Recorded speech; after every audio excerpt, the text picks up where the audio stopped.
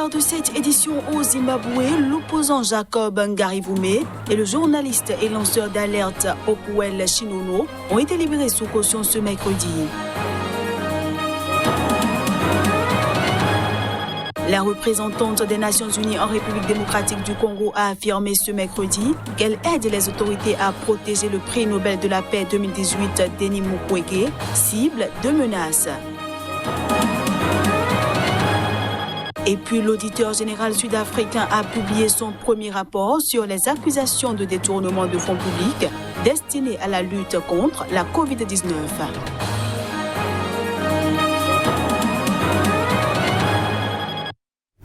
Voilà ainsi présenté l'ossature de cette édition. À toutes et à tous, bienvenue. L'ancien vice-président du Zimbabwe, Felekezela Mfoko, a été entendu par le tribunal de Harare ce mercredi. C'était à l'ouverture de son procès pour corruption présumée qui doit durer 3 jours. L'affaire concerne un abus de poste présumé et son avocat souhaite vivement en finir dans les 3 prochains jours que durera le procès. On le suit. L'État a demandé que la procédure se déroule à huis clos et par conséquent, le tribunal vient de s'ajourner pour rendre une décision. L'affaire concerne un abus de poste présumé. C'est ce dont nous allons traiter. Nous allons donc poursuivre le procès en espérant qu'il se terminera car le procès est prévu pour 3 jours, aujourd'hui, demain et après-demain. On reste au Zimbabwe où un tribunal a ordonné ce mercredi la libération sous caution de l'opposant Jacob Ngarivume et du journaliste et lanceur d'alerte Opuwele Chinono. Les 2 hommes ont été arrêtés le 20 juillet dernier pour incitation à la violence publique. Arrêté le 20 juillet dernier pour incitation à la violence au public, l'opposant Jacob Ngarivume et le journaliste et lanceur d'alerte Opuwele Chinono sont sortis de prison après qu'un tribunal zimbabwéen a ordonné mercredi leur libération sous caution. Leurs 3 précédentes demandes de remise en liberté avaient été rejetées. 2 juges distincts de la Haute Cour de Harare ont inversé ces décisions des tribunaux de première instance. Bien sûr, le fait qu'il a été incarcéré tout ce temps est une énorme injustice. Ses conditions de libération sous caution sont extrêmement strictes. Nous pensons qu'elles sont trop sévères. Elles restreignent même ses droits constitutionnels. Look here, for 45 days we've been in incarceration. For what? Pendant 45 jours, nous avons été incarcérés. Pour quelle raison? Ce n'était déjà pas juste de nous arrêter en premier lieu et pendant 45 jours, ils nous ont refusé notre liberté. C'est inacceptable. Et quel investisseur viendrait dans un pays où un État, un gouvernement s'oppose à vous et il vous faut 45 jours pour obtenir une caution? C'est incroyable.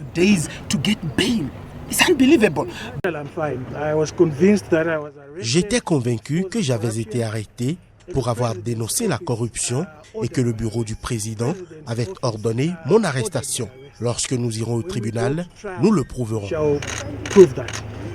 Chef du petit parti d'opposition Transformer le Zimbabwe, Jacob Ngarivume a été libéré contre une caution de $50 000 zimbabwéens, soit $600 américains.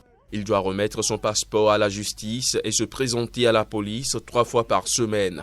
Le journaliste Opuwele Chinono a quant à lui bénéficié d'une mesure identique, moyennant une caution de $10 000 zimbabwéens et le respect des mêmes conditions.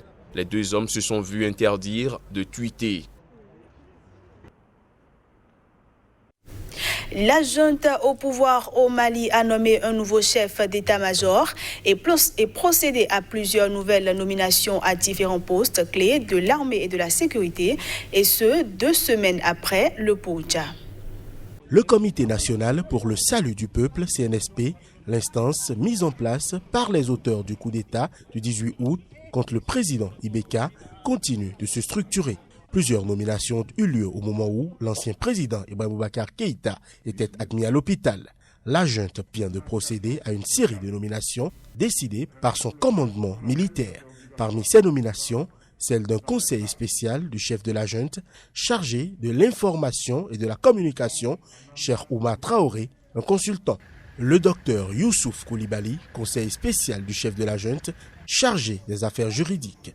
Du côté des militaires, c'est le général Souleymane Doucouré, l'ancien patron de l'actuel porte-parole de la junte, qui devient secrétaire général du ministère de la Défense. Un nouveau chef d'état-major général des armées a été également nommé, le général Oumar Diarra. La junte a aussi procédé à des changements à d'autres postes clés de l'armée et des renseignements généraux. La représentante des Nations Unies en République démocratique du Congo a affirmé qu'elle aide les autorités à protéger le prix Nobel de la paix 2018, Denis Mukwege. Ce dernier est la cible de menaces après avoir dénoncé un massacre dans l'est du pays en juillet. Le prix Nobel de la paix 2018, Denis Mukwege, a affirmé avoir reçu des menaces et vu des proches menacés après avoir dénoncé un récent massacre de civils dans l'est de la République démocratique du Congo.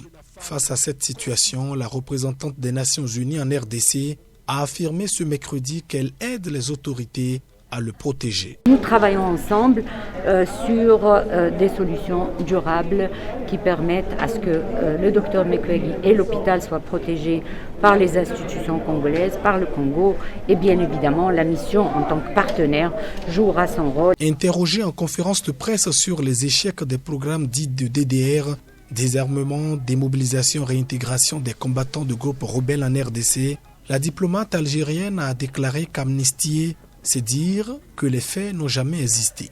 Les gens qui commettent des crimes graves doivent répondre de leurs actes. Après, l'État, dans sa générosité, la victime, dans sa générosité, peuvent pardonner, peuvent tourner la page, ils peuvent accepter une réparation pour stabiliser. Ça, c'est des processus qui existent, qui ont existé dans beaucoup de pays. Mais amnistier, c'est dire que les faits n'ont jamais existé.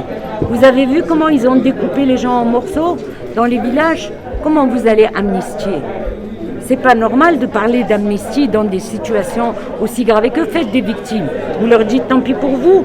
Des dizaines de groupes armés congolais, mais aussi d'origine ougandaise, rwandaise ou burundaise, menacent les civils dans les 3 provinces de l'Est, de l'Ituri, du Nord et du Sud Kivu. Rappelons que la mission de l'ONU est présente en RDC depuis 20 ans. L'auditeur général sud-africain a publié son premier rapport sur les accusations de détournement de fonds publics destinés à la lutte contre la Covid-19. Le ministre de l'Emploi et du Travail a également apporté plus de détails concernant la corruption liée aux fonds destinés à l'assurance chômage. On les suit. An opportunity for fraudulent behavior. Une opportunité de comportement frauduleux survient lorsque les dispositifs de contrôle interne ont été affaiblis. Dans le cas présent, c'est ce que nous avons observé. Lorsqu'il y a moins de personnes habilitées à contrôler et à superviser les transactions, certains individus en profitent. Others who know best take the opportunity. We have now received. Nous avons reçu le rapport d'audit de l'auditeur général qui met en évidence de nombreuses failles, des risques et des processus de contrôle et de vérification inadéquats.